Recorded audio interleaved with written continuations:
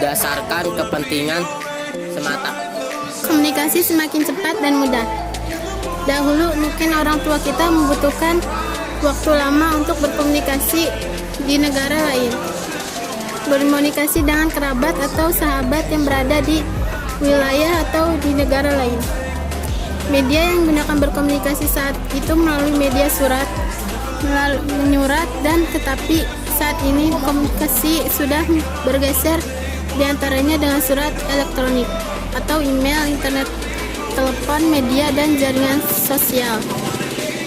6. Perkembangan dunia pariwisata. Globalisasi berdampak positif bagi perkembangan dunia pariwisata di suatu negara, tak terkecuali di Indonesia. Tempat-tempat wisata di Indonesia semakin terkenal masyarakat dunia lewat berbagai teknologi seperti internet dan media sosial lainnya. Kesenjangan barat tidak lagi menjadi masalah karena didukung dan kemudahan selama transportasi. Meningkatnya efektivitas dan efisiensi. Efektivitas dapat diartikan sebagai pengukuran keberhasilan dalam pencapaian tujuan yang telah diinginkan. Apabila sesuatu telah berhasil dikerjakan dengan cara yang tepat dan sesuai dengan yang diinginkan disebut efektif.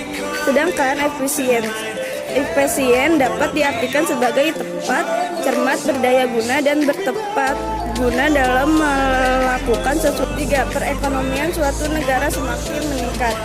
Walter dalam Kamanto Sunanto 2004 berpandangan bahwa globalisasi berlangsung salah satunya pada bidang perekonomian. Globalisasi ekonomi tampak antara lain di bidang perdagangan, produksi, investasi, ideologi, organisasi, pasar modal, dan pasar kerja. Salah satu tampak positif kehadiran globalisasi ekonomi adalah semakin berkembang dan melihatnya perekonomian sebuah negara.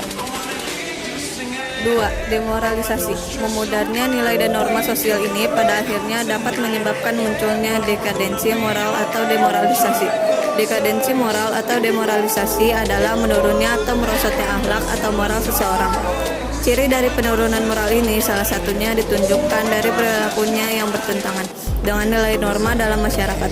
Demoralisasi yang banyak kita jumpai saat ini antara lain pembunuhan, pencurian, korupsi, dan pergaulan bebas. 3. Kesenjangan sosial ekonomi. Kesenjangan sosial ekonomi adalah perbedaan yang tajam antara satu kelompok dengan kelompok lain.